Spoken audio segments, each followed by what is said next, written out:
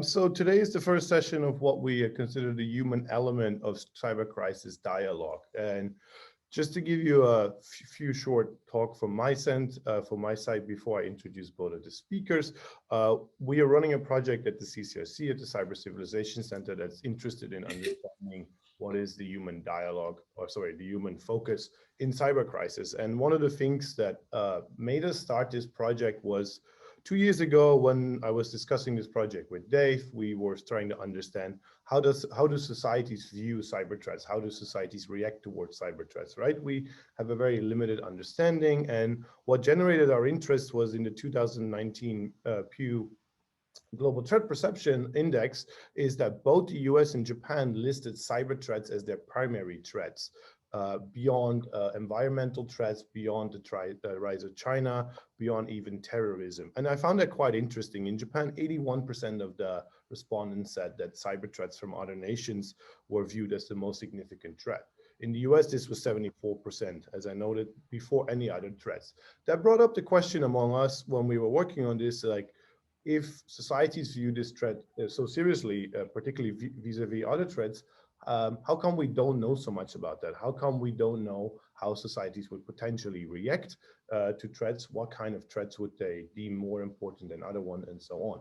At the same time, while observing this kind of lack of knowledge or like gap of knowledge towards how societies understand cyber threats, we see that there is a rise of attacks in Japan and in the US that we consider have a societal impact, right? We've seen attacks against financial infrastructure. We've seen attacks, for example, as the Florida attack recently against the water plants in the US, and so on and so on. At the same time, if we see this, how do we get an understanding of how audience are going to react towards this? We have two speakers here today. The first of is Miho. She's currently the Chief Cybersecurity Strategist at NTT, where she's responsible for public advocacy and strengthening and expanding networks with global thought leaders in academia, government, and industry. Before that, you were 9 years at the Ministry of Defense in Japan, and she was at the Pacific Forum at CSIS in Honolulu, and holds, if I'm correct, an MA at the Johns Hopkins School of Advanced International Studies under a Fulbright. Thank you for joining us, Miho. We're very happy to have you here and to have you share your thoughts on that. I think you'll be able to give us many interesting insights. Our second speaker is Jay. Jay is currently a senior research scholar at Columbia and a professor, adjunct professor.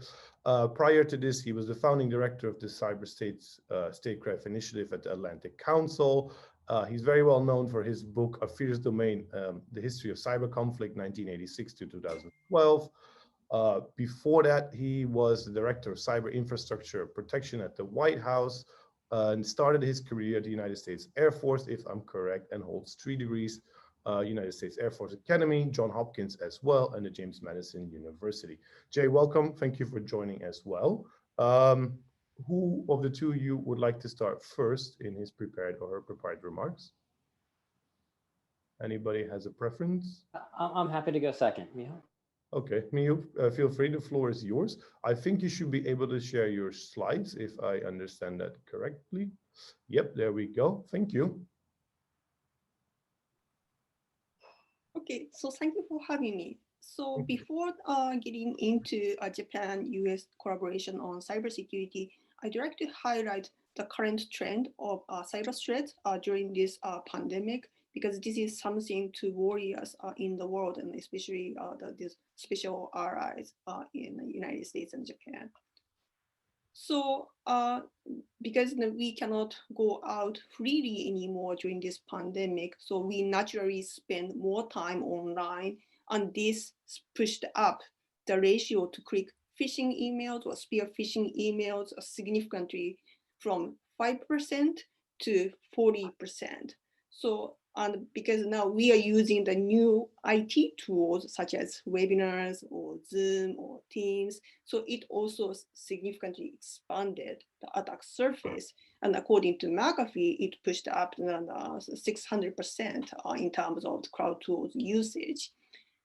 But however, it is scary to learn that, and according to NTT's research conducted last fall, only 43% in the world, other organizations have received cybersecurity training for remote workers. So it means that remote workers do not necessarily have high cybersecurity awareness, and only 20% of remote workers never use their work laptops for personal use. So they sometimes use online shopping or gaming, and 38% of remote workers in the world are really sloppy to upload their corporate data to non-work related to applications. And one of the sectors, especially heavily hit by cyber attacks during this pandemic, is healthcare. And healthcare is something we really more reliant on during this pandemic. I think there are two reasons why. One is because in the healthcare sector traditionally do not spend much money on cybersecurity compared to other sectors. So for example, healthcare sector usually use only 3 to 4% of their IT budget for cybersecurity, whereas the financial sector uses 6 to 14% of their IT budget on cybersecurity. And because of the limitation of their cybersecurity budget, their cybersecurity practices are also very constrained. And most of the cyber attacks are coming from phishing emails or spear phishing emails. So it is crucial to have a good email security. However, 86% of healthcare institutions actually do not use any email scanning or filtering tools. It means that now healthcare staff are left very vulnerable to cyber attacks. So that is why the bad guys are targeting the healthcare sectors by cyber espionage or ransomware attacks to hit and disrupt healthcare institutions' day-to-day operations. And here's some statistics from NTT's 2020 Global Threat Intelligence Report. And you can see that how low the cybersecurity maturity is in the healthcare sector compared to other sectors like financial sector or high-tech sectors. And unfortunately, Japan is not immune to those malicious cyber attacks. For example, in October 2020, a Taiwanese branch of Shionogi, one of the largest Japanese pharmaceutical company, was hit by a double extortion ransomware attack. And also at least between the April and October 2020, CrowdStrike found out the cyber espionage attempt were hidden against multiple healthcare research and development institutions in Japan to develop COVID-19 vaccines. And cyber attackers are also targeting cold chain by cyber espionage and also ransomware attacks. So in November 2020, Americold, the second largest cold storage facility in the world, was hit by a ransomware attack. And the several cybersecurity reports are available that the cyber espionage attempts are hidden cold chain technology information right after we found out that the cold chain technology is crucial to have a safe and secure transportation of COVID-19 vaccinations. So it is really important for us to collaborate to share cybersecurity intelligence on the healthcare sector, and also for the industry side, and it is important to provide cybersecurity support and best practices for impacted healthcare institutions in the world. And my company, NTT, provided free cybersecurity consulting services in some of the countries. And here is a map of some of the examples that the NTT Limited helped some of the healthcare institutions during this pandemic. So what can we do and how we can learn from these hard lessons to take next steps for better Japan-US cybersecurity collaboration? So definitely awareness raising is crucial, and I really appreciate the Keio University and the Columbia University work together to bridge Japan-US cybersecurity collaboration, because it is key to raise awareness in the leaders from academia, government, and industry, and especially remote workers, because you saw that scary statistics that how low cybersecurity awareness remote workers have in the world. And because Los Angeles is hosting the Summer Olympic Games in 7 years. And Japan has been preparing for Tokyo 2020 Summer Olympic and Paralympic Games over the last 8 years. So definitely Japan can help the United States to how to prepare and ensure cybersecurity for the big events like Olympic Games. And NTT is really keen and really enthusiastic for cybersecurity awareness raising and also help in the industry.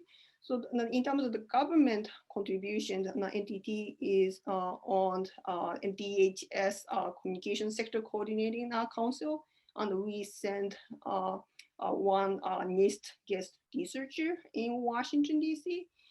And we are a member of the Cyber Threat Alliance. And we also are founding member of the Council to Secure the Digital Economy to share best practices to protect industry from botnet. So thank you very much. And I really look forward to the discussions with everybody. Thank you very much for this enlightened presentation. I think we give it to Jay. Feel free to start your prepared remarks. Great. Thank you very much for allowing me to be here with you this morning or tonight.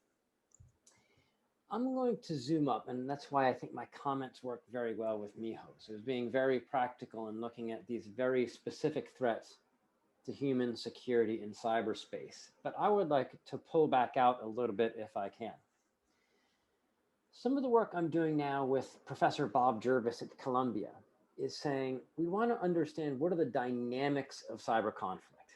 And by dynamics, we mean what are those things that we tell ourselves is true about fighting and competition and espionage within cyber conflict. Greg Rattray and I were in the Air Force together, and we were taught that a plane at a higher altitude has an advantage over a plane at a lower altitude, which is physics. We were taught things like doctrine, that because airplanes can go anywhere on the battlefield, that therefore they should belong to one commander. Doctrine. So Bob Jervis and I have been trying to collect all of these things that people have said about conflict in cyberspace.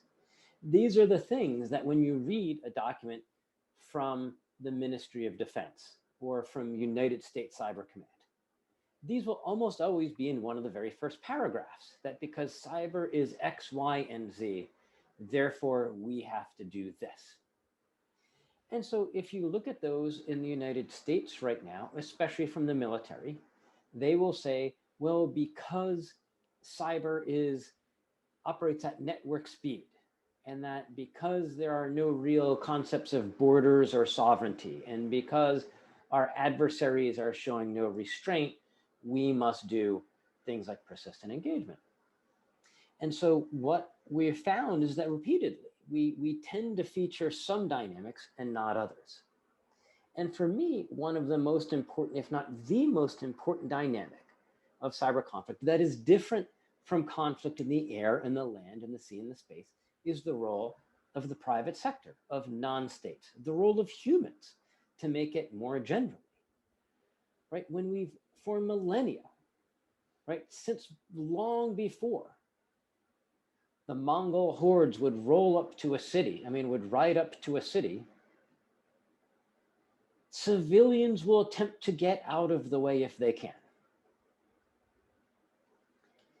And yes, true, there might be some civilians that are camp followers that will help with food or with engineers or help equip the military. But in general, the civilians will leave. And of course, we can't do that in cyberspace for at least two big reasons. First, the private sector, every part of cyberspace, almost every part, most parts, are built and maintained by the private sector, by individuals for their own purposes and with their own money. Right? Of course there are exceptions. And of course, as Dave and others can say, right? Yes, the US government was behind NSFNet and ARPANET and the rest, but it's especially in general for the last 20 years.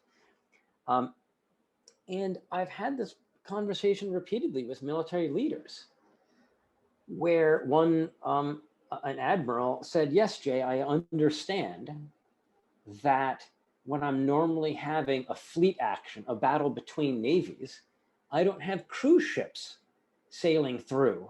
I understand the difference.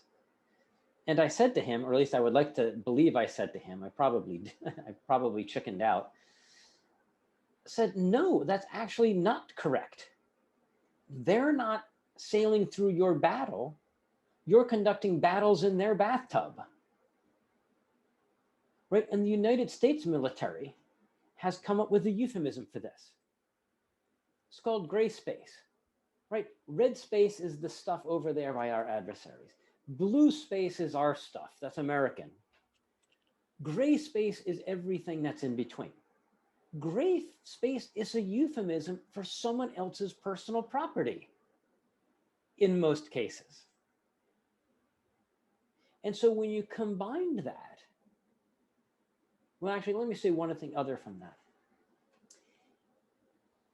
That if the United States and Japan, if we collectively decided, you know what, we're going to order 1,000 more F-35 fighters, and we're going to have more aircraft carriers and more destroyers and frigates, that doesn't particularly affect anyone too much in the private sector. Yes, maybe we run out of titanium. Maybe we have a pilot shortage. But it doesn't affect you and it doesn't affect me in any particular way. But if the US and Japanese military said, you know what, we are going to, instead of revealing 90% of the vulnerabilities we discover to vendors, which is something like the number now for the United States at least, discloses 90% of vulnerabilities back to the vendor when we discover them. What if we reverse that and said, we're going to keep 10%, I'm sorry, we're going to keep 90% and we're only going to disclose 10%.